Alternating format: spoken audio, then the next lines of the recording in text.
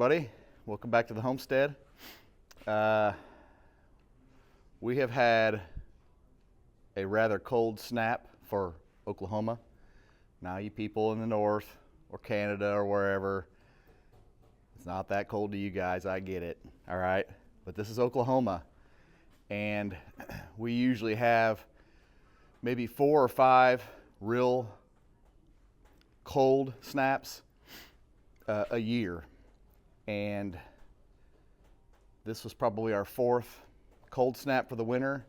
And when I say cold snap, I mean, 0, maybe just below 0 for a low, and then, single digits or teens during the day. It wouldn't be nearly as bad if the sun were out. The problem is the sun hadn't been out in about 4 days or so, 5 days. So anyways, in the shop here, just started up a fire in the old wood stove. That's for Chief. She's in there watching the news and enjoying some time with the dogs. So we're gonna, I've been working on this project back here. It's a rolling tote rack, I guess. Not quite finished with it. I've got a bunch of stuff out here. I painted all these trim boards ahead of time, so all I had to do is cut them and nail them on, screw them on. And so anyway, we're gonna go outside real quick and check the Freeze Miser stock tank de-icer, I guess you'd call it. I don't really know what you call it. It keeps the water from freezing. It's not really the topic of today's video, but it's what I'm doing today. So I got to go out there. It's been doing really good. If you hadn't, I did a whole video on it. If you haven't seen it, go back and check that one out. Really works well. And we're going to go check it real quick, and then we're going to get on with starting some seeds, looking at some cuttings that I did from last year of grape, elderberry, what else? Rosemary, lavender, some different plants, hazelnut trees. We're going to take a look at that. We're going to take a look at, we're going to start seeds and maybe divide some of those. It's a little cold still, even in the high tunnel, but we'll see. It's supposed to be like 50 today. The sun's out. Oh man, fresh air feels great. Don't get me wrong, I've been out working in the cold, every evening when I get home from work, and I was off a few days, so all day pretty much. But the sun feels amazing, and what little snow we have and ice still is gonna melt, I would bet, before noon. It's supposed to be real nice, and that the UV rays from the sun, oh man, makes a huge difference. So let's go check all this stuff out and see what we can get done today. So I think it's warmer out here than it is in the shop. Whew. Ought to have Chief come sit out here. She might be warmer. That fire on that stove, man. Something about wood burning heat. It is hot and effective. So we're gonna go check out this Freeze Miser. Sorry about the 360 opening the gate.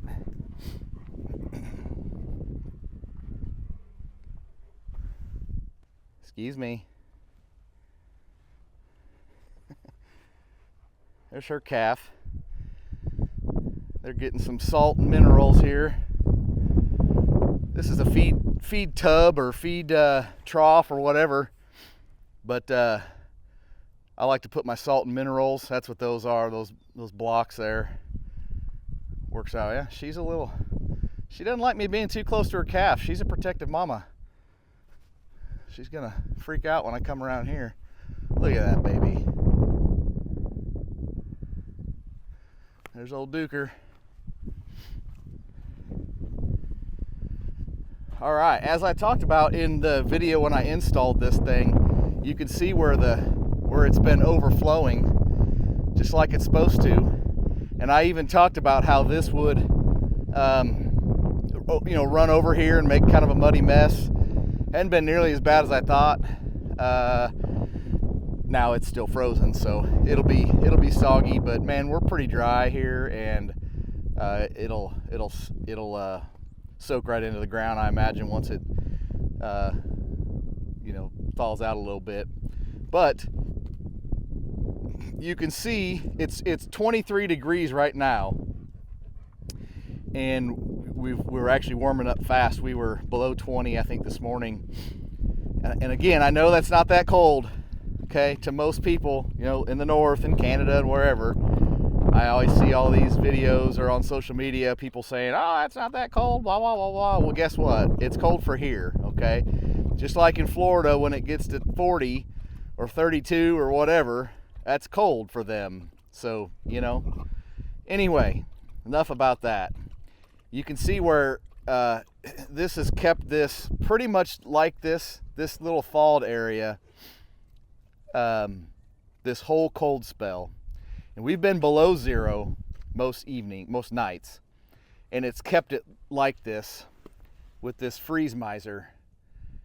So when the water gets below a certain temperature, this starts to drip, and the colder it gets, the harder it dribbles more than just drip. So that's what we're left with. Go back and watch the video. It's actually a interesting little device.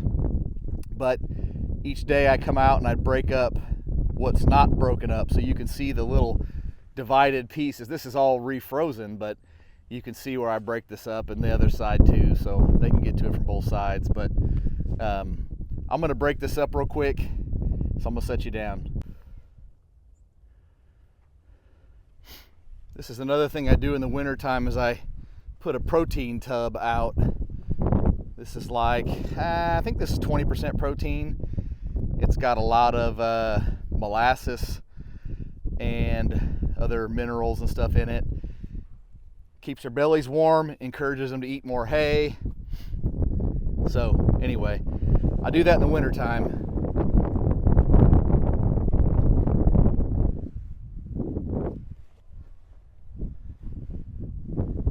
Make sure they're all here quick.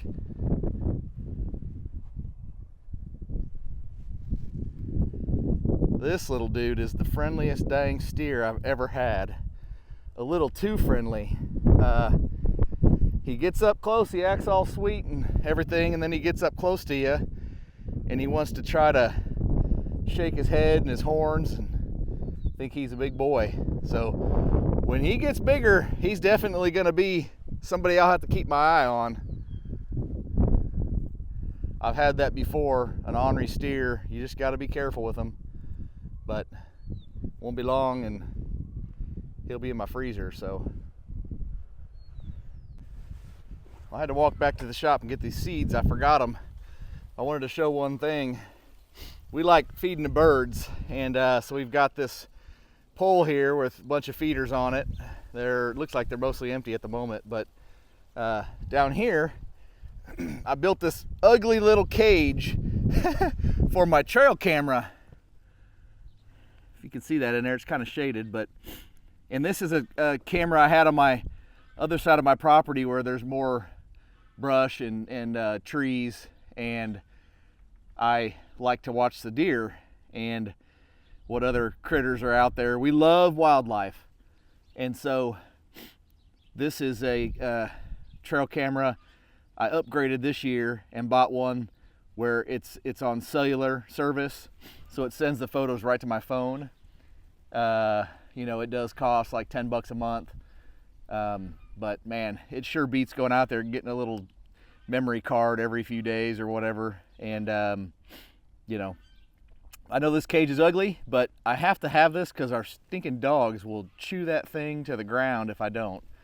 So that's what I built, and I put it down here on the ground to cover this ground, out in front of it, because we have a huge covey of quail that are here on our farm. They're just native bobwhites, and they come out of the pasture. A lot of times they come from that property south of us over there. That is just all a lot of brush and tall grass. It's never mowed or anything. The school actually owns that property, and you know, it's got a lot of native plants, a lot of cedar trees, a lot of brush, so the quail love it. And but we see these quail every single day. A lot of times they're on our property. And anyways, we just like them. They're just a neat bird. I don't hunt them here. I'm not opposed to hunting them. I have hunted them other places, but I don't want to hunt them here. So I'll insert some photos from this trail camera. And this covey of quails, about the most we've ever counted is 16 at one time. So 16 in a covey, I think that's pretty big. So anyway, I'll put some pictures in there. It's kind of neat. All right, so walking back out here to the high tunnel. One piece of advice I would give to people, if you want to start a little farm or a little homestead or even just a garden, put it close to your house. Man, just embrace it, man. Put it close to your house. I don't care if it's ugly. I don't care if you keep it up perfect or whatever. Keep it close to your house where you can use it easier. You're way more likely to take care of it better if it's close to, you know, where you can go out for 10 minutes and pull weeds or whatever. I don't mind. I've got way too much stuff going on to have it like right up on my house. You can see there's my barndominium back there. That's our house. Looks like a barn, but in our shop over there. So this is the garden area. We just walked down the driveway closer towards the gate, but this is our outside garden area.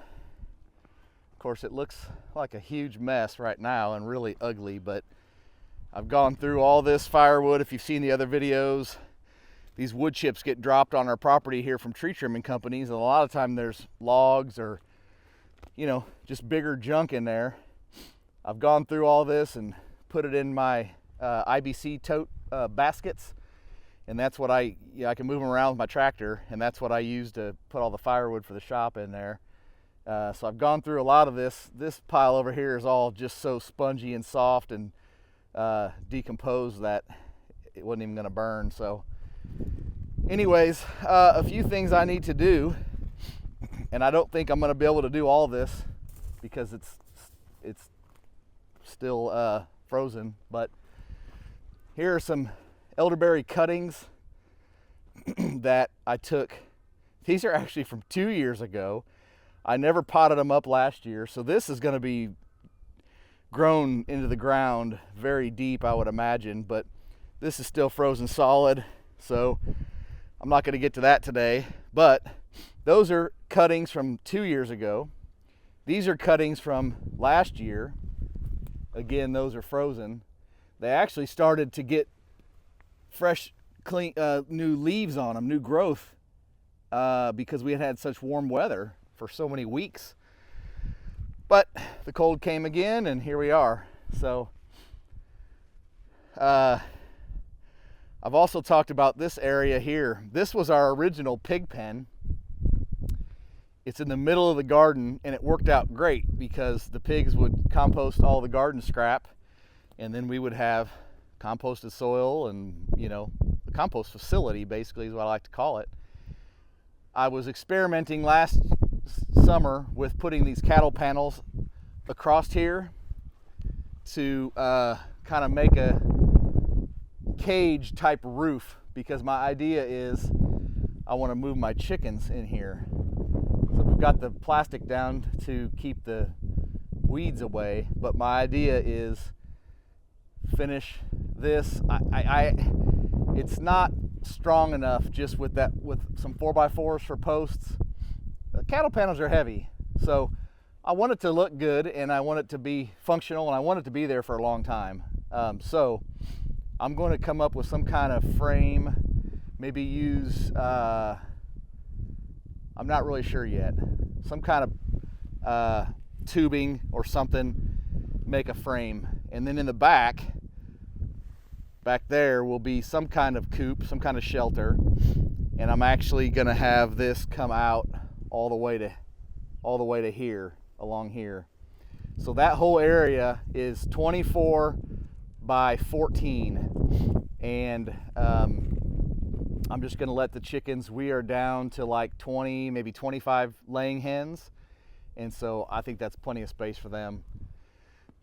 You can see here, this is hops growing on that post, and I like how the hops grew. This was my idea, was to grow the hops over this and provide some shade, because we're facing north here. So behind us is south, and if half of that got covered with hops vines, man, it'd be some crazy good natural shade for these chickens. And I just kind of experimented with that. You could see it worked really well.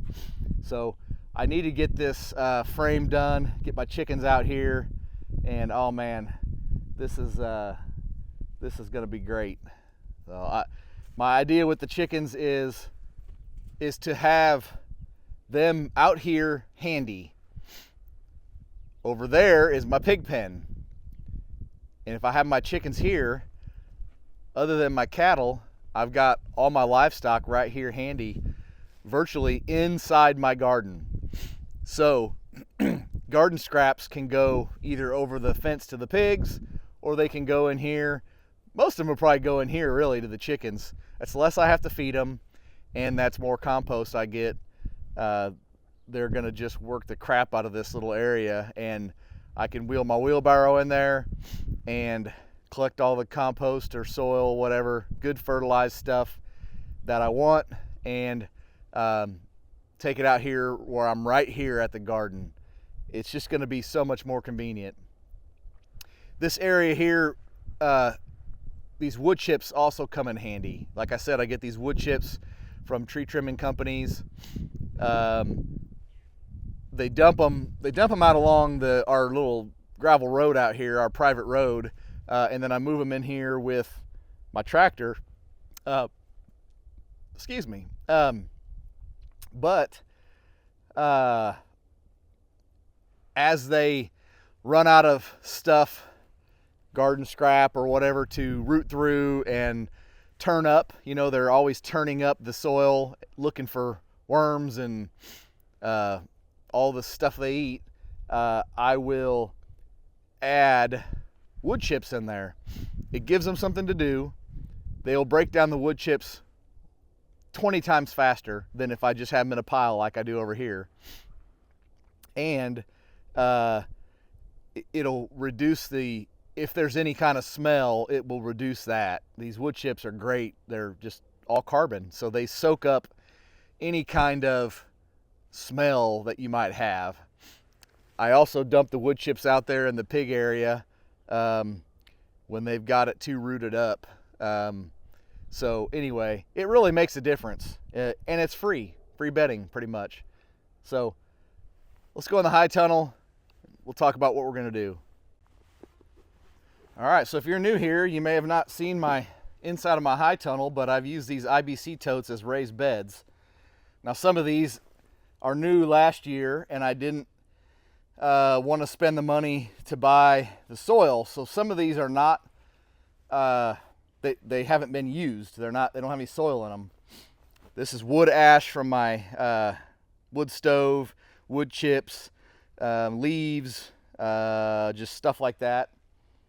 And then this is a couple bags of soil I put on top of that, so I'm getting them filled in. But when you're trying to fill all of them at once, it's a big investment, and so I do them little by little. You can see where this one, as it settles, this year I'll add maybe 2 bags of soil to this bed, maybe 1 to that one, maybe not anything to these 2, maybe. I don't really know yet, but maybe a little bit. But these are last year's trees that I grew from seed, from acorn. Those are all oaks. These are black walnut, some oaks, and some pecans. And then I've already ordered some trees in for the year, and they came in. I was surprised they came in so early, but I knew we were going to have this cold snap, and I didn't want to plant them outside yet. So I just heel them in. This was just an empty bed that I had, and so I just heeled them in. This one's actually in a pot, but these 2 were bare root. That's a sugar maple, and that is another hardy almond. And this is a columnar. It's a tasty red columnar apple tree. These are really neat. I like putting them, intermingling them in my garden because they only get about 3 to 4 feet wide. The branches don't grow out, and the whole tree will only get about 10 foot tall, so it's a kind of a miniature. But I just healed them in here right before this cold snap. You don't necessarily need to do that, but that's just what I did. So I've also got some chestnut. Those I ordered, man, late fall, and whatever. I can't remember what else here. Oh, beauty berries, chestnut, and then the rest of these are trees I grew. That's magnolia. Here's some cuttings. This is a fig cutting. There's some figs. There's some hazelnut. And then these taller trees, these are, I always forget the name of them. I'll put it on the screen after I look it up. But those are probably pushing 40 inches tall. I know it's hard to see the depth or whatever in these videos, but those are huge, and those were grown from a tiny little seed last fall. So those will be dug out as bare root. I need to get going on that. These are cuttings from last year of rosemary. Got some more oaks. These were lavender plants that were actually growing volunteer in between some of the bricks in the walkway over here. I just pulled the bricks aside and pulled them out. I don't know if they grew from a cutting or if they grew from a seed or what. I have no idea. But they were stuck. One was right there in that brick. And so, anyways, need to get some seeds started. So, I've already been out here and plugged in my seed germination chamber, which is an old refrigerator, and I've got this set up with an Inkbird system. It's just a thermostat that plugs in, and I've got that set to 78 degrees. I've got a crock pot at the bottom, just a cheap one. You don't want to use digital, you want a cheapie. Got it on high, full of water. Then all my shelves that hold trays of started seed. This thing's been on about 10 minutes, and you're going to just see probably this is an LED printout or screen, so you're probably going to just see a bunch of bleeping numbers, but that thing's already gone up 18 degrees in about 15 minutes with that warm water. So that'll get to 78 degrees. We'll germinate everything in there. And then in here, I've got, I've already buried so this is called, well, I don't know, people call it heat tape, heat wire. It's just a wire, and it warms up. I've got it wound all the way around here. It warms the soil. Yeah, there's some onions in here, but I'm just gonna set my stuff in there, and those onions they'll bounce back after I get all this stuff moved out. This, I've got my wire already in there, and then I covered it with some soil. The wire really heats the soil, right? So I need to put my soil in this one, and then I've got my seed starting mix. We'll get some trays filled and get some seeds planted and get them in the chamber. Now this germination chamber, I've done videos on all this already, so if you're interested and you want to go back and watch those, please do. But I did a video on building this, and I did a video on how it works and everything else. That was all last year. But this will germinate seeds in 3 to 4 days as opposed to several weeks. It's a game changer. So anyway, let's get started. Okay, so I'm going to point something out, and this should be pretty obvious, but it always, I always like to remind people that what I do here is just how I do things, okay? And this may not work for you. I have no idea. okay? Different places, different growing zones, different whatever. Things just don't always work the same for people, okay, for various reasons. It may be the material you're using or the seed you're growing or whatever. So just keep that in mind. This is just how I'm doing things. I'm in central Oklahoma, zone 7B, and it is February, I don't even know, 20 something.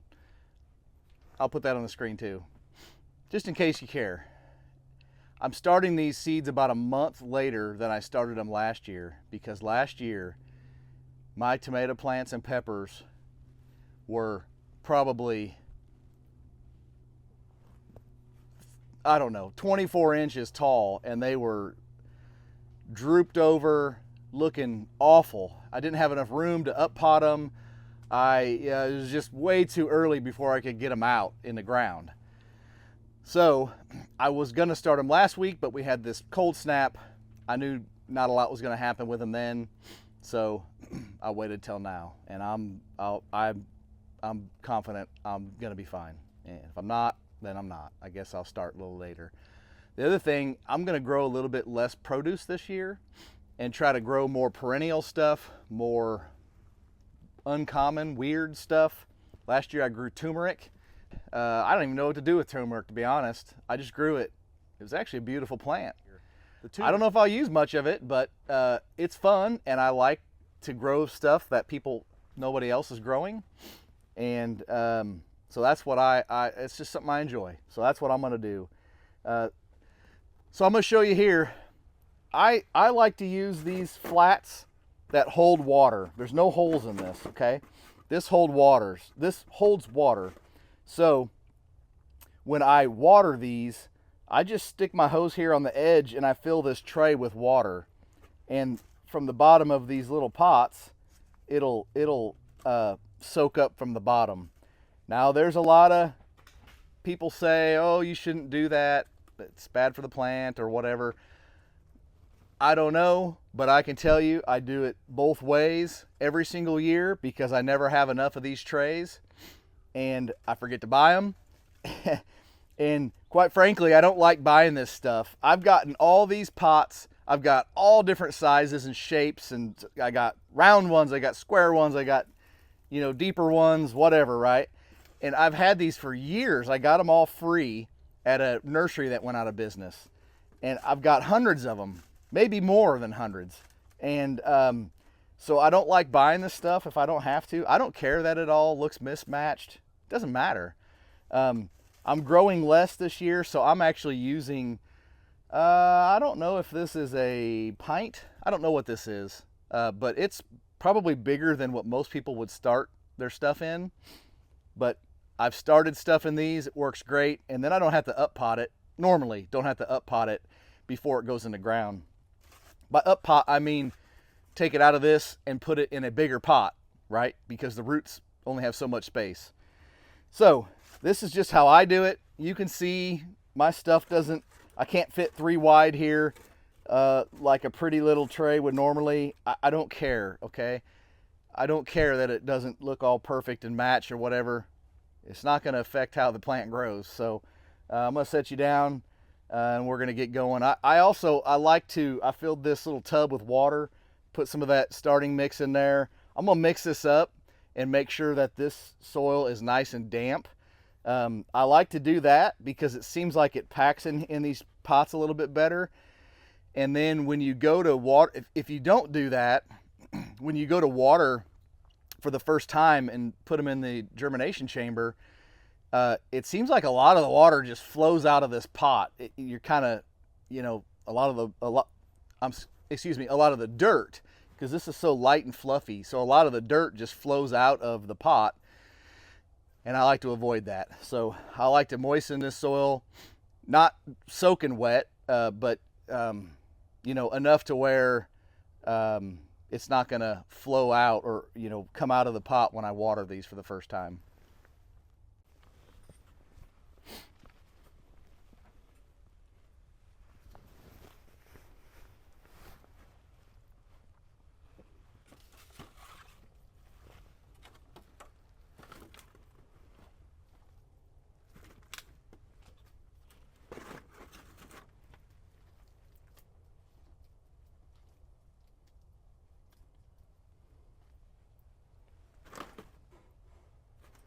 So that's got quite a bit of water in it, but it's already coming out the bottom. And I'm actually going to set this here just on the soil and let that kind of drain. I could add more soil to this little container here and let this soak up a little bit better before I fill these, but it doesn't really matter, right? I'm gonna let that drain out. By the time I get all these filled, these will be the excess water will be drained out of these little pots, and we'll have no problem.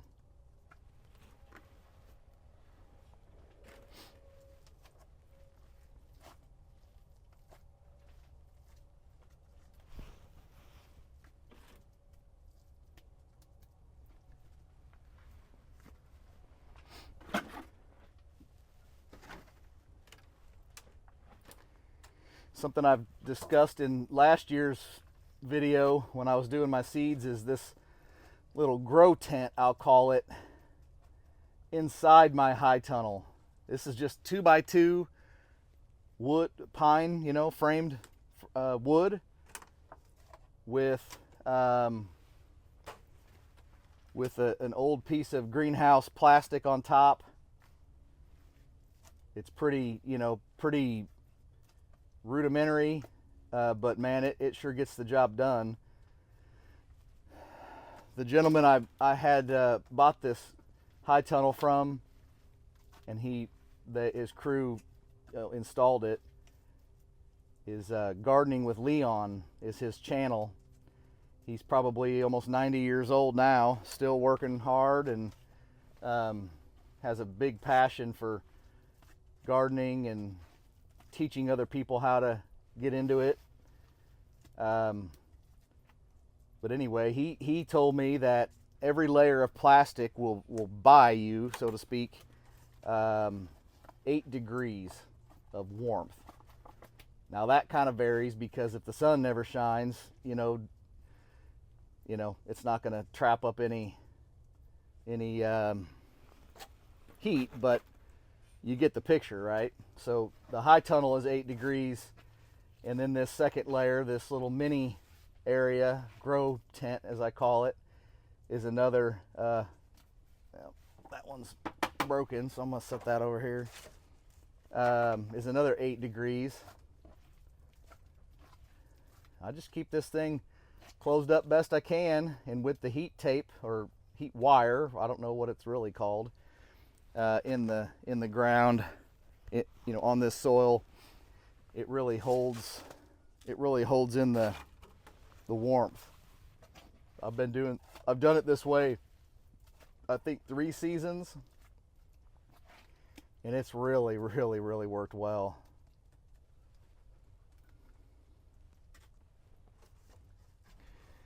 All right, so I got these, some anyway. Of course, I ran out of starter seed or soil, but got a little perlite in there, and let's see, I'm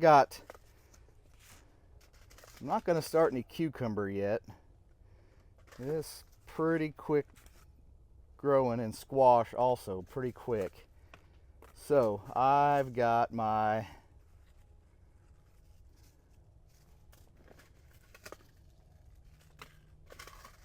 I guess I forgot to grab my pepper plants, but I ordered all this from Gurney's this year. I've got Ruby Monster Hybrid, Chocolate Cherry, that's one of my favorites, Heat Master, and Early Doll Hybrid. So the Early Doll, let's see, says matures in 55 days. Heat Master, 75 days. Chocolate Cherry, 70. And the Ruby Monster, 80. So I always like to buy something that's going to be an early producer, such as the early doll. Another common one is early girl. I'm sure it's very similar. But I always like to be able to have some variety that produces pretty early, some that are kind of, you know, middle of the season, and then some late season ones. Now these will keep producing all season, but they're just going to mature earlier. So we're going to start. Let's see. I have to figure out how many pots I got.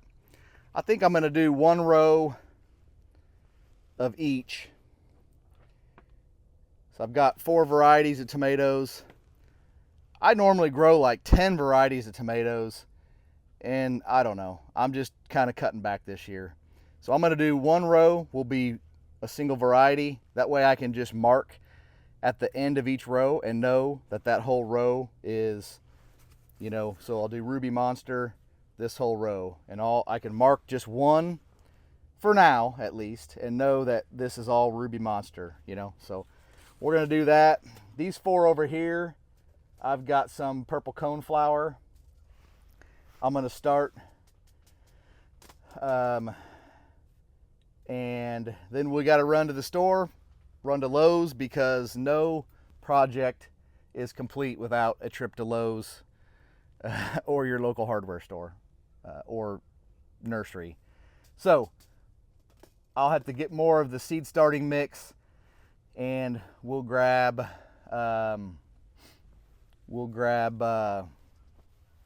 I'm probably going to grab a bunch more of that, and then while I'm in the shop I'll grab my hot peppers and my bell peppers.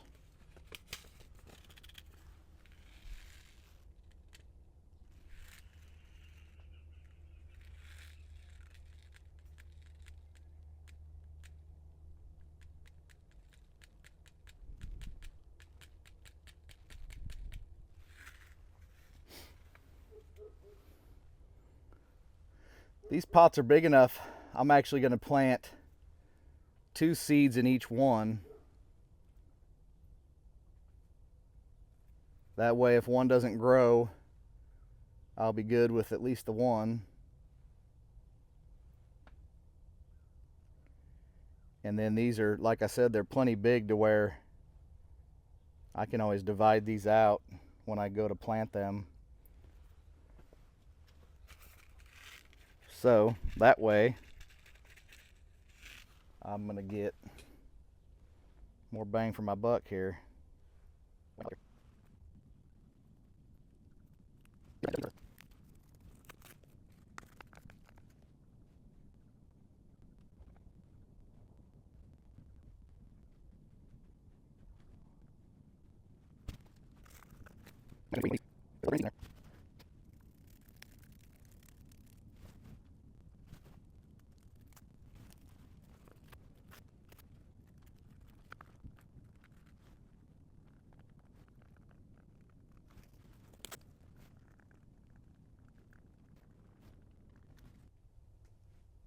All right, so I got my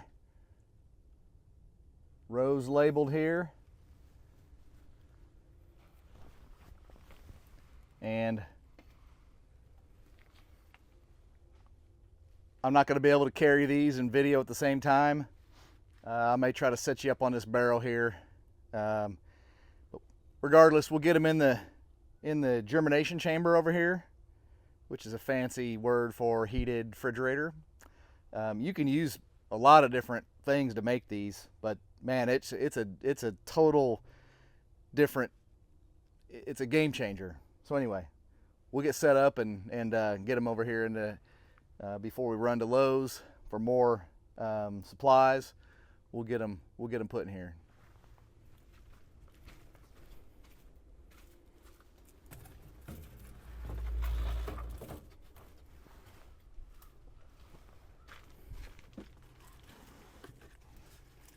These little trays I got are not really made to hold these bigger pots. So that's one issue you may have, you know, is they get a little bit heavy, but that's all right. We'll make it work. Just gotta be a little extra careful. Yeah, this one already cracked. So cracked. So I'm gonna move some of these into smaller trays here.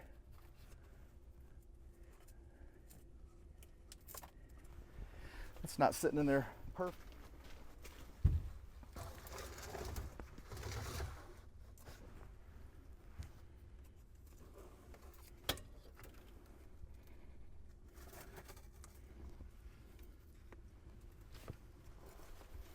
All right.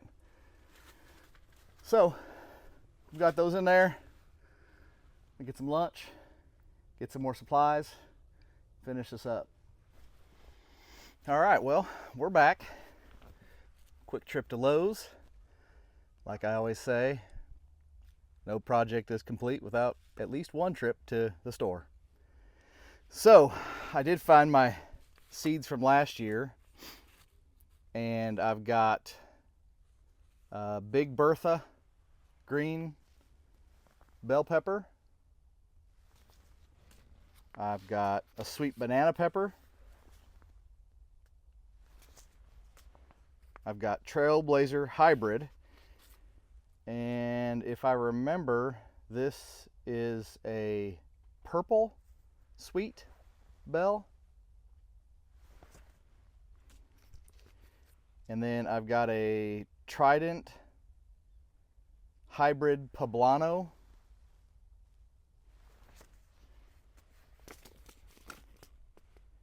And a Yellow Monster sweet pepper. Yellow Monster bell. So I may just plant 5 of each. And I won't plant all these, but you know, I enjoy sharing them with my friends. So I'll give, I always plant extra because you don't know what's going to grow or not grow. This is not rodent proof, this little grow tent. So what happens sometimes is the rodents get in here and they'll gnaw, they'll eat away at your little starts of your plants. So I'll make sure I put a bunch of traps in here, and that usually kind of heads it off. But I always lose some to little rodents every year. So I like to plant plenty. Whatever I don't plant out in the garden, I'll just give away. Or I do have a place that I can wholesale any plants to. So that's an option too, but for as little as I have, it's really not worth it. I just like to share them or trade them, whatever. So anyway, I'm gonna get these. Well, we'll get these planted up, and that's probably gonna be it for the day. They'll be in there for 3 or 4 days, and then once they start poking through this dirt, you got to get them out of there because there's no light. It's high heat, high humidity. That's what they need to germinate. So we'll have them in the germination chamber for probably 3-4 days. They're all a little bit different. So we'll see. Maybe 5 days, even 6 days. But still, that's way faster than they're going to germinate if I just put them out here. But you have to get them out of there. As soon as they poke through the soil, they have to get out of there and go into this grow tent because they need light. They are going to search for light. And if they don't have light right away, these plants are going to get leggy. It's called leggy. Basically, the stem grows and no leaves form. And it's just searching for light to grow. So, we get this all put up and then see what else we got to do. Just a few things I'm going to do yet, and this may be a separate video. But I've got this pomegranate tree or plant growing right here in this bed. This was just a twig last year. It's already 5 foot or more. It's got tons of branches. I'm going to take some cuttings from these because I think that these propagate pretty well as cuttings. So I'm going to take a bunch of cuttings, see if I can get some of these to grow.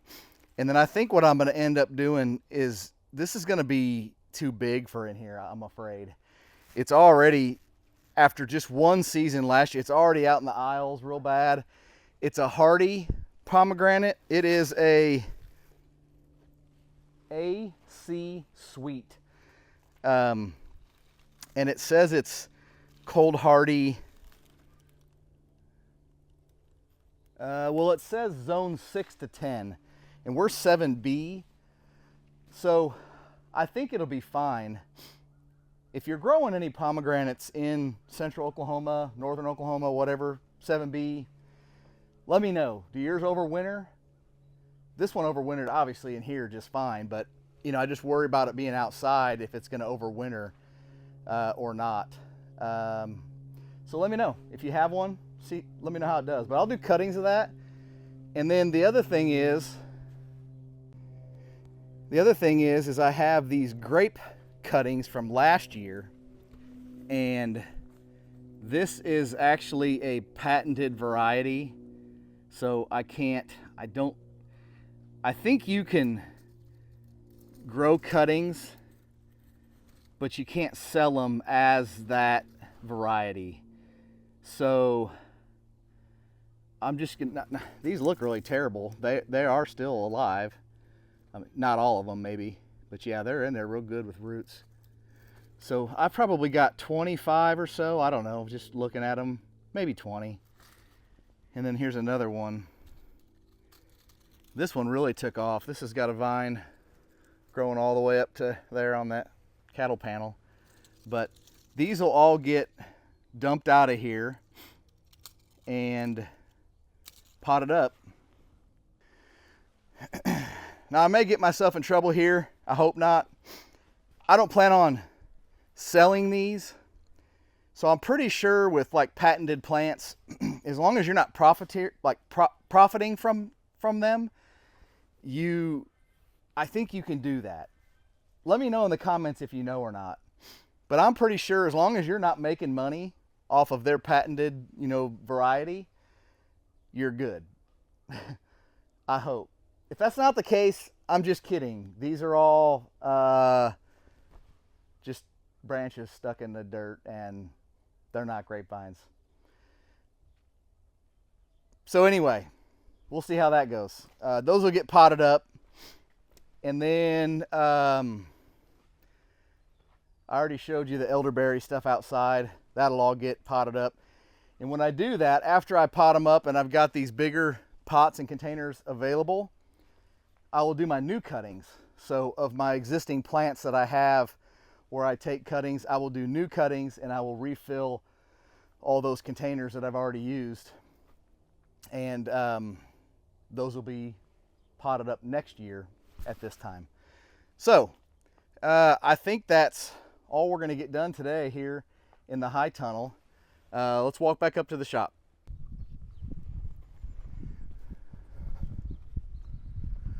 All right, well, I got that closed back up. Let that soak up some more afternoon rays, and hopefully that'll help out with tonight's, when it cools down, tonight. We are supposed to have freezing again tonight, but this whole week is supposed to be mid to high 60s, and then above freezing all week. And then I think the week after, we're supposed to have another cold snap. I don't think as bad as this one we just got through, but I think everything in there will be just fine. So anyway, I haven't done much videoing as far as on the homestead lately. I've done some camper videos, and I just wanted to kind of show you what I'm up to. It's kind of a slow time of year, but man, the projects are spinning through my head, and I lay awake at night thinking, I've got to do this, I've got to do this, I've got to do this, I've got to do this. Coming up here, spring will be here before you know it, and summer will be here, also. So we got a lot to do, and but like anything else, if it doesn't get done, it's not the end of the world. But just kind of some stuff that I have on my goals list, and kind of reorganize a few things around here. And I'm really excited to get the chickens moved out to the garden area. I think that's going to be fantastic, and I'm really excited about that. The coop that they're in right now, and I built it when I first bought this place. So it's been about, it's probably been there for 14 years, and it is falling apart bad. And something's got to, you know, I've got to get that area done out there. And but I don't want to rush into it. I want to do it right and make it last. So anyways, we'll get her done. So anyway, I appreciate you guys watching, and stay tuned for some more videos here on the homestead and hopefully the camper. We appreciate it. We'll see you guys.